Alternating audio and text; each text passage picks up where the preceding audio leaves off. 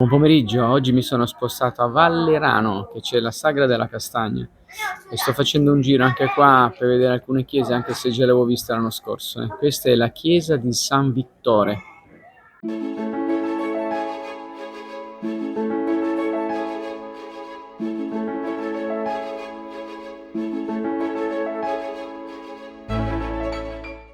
La cosa particolare di questa chiesa è l'affresco del Cinquecento che è uscito fuori a seguito di alcuni lavori di ristrutturazione nel 1931.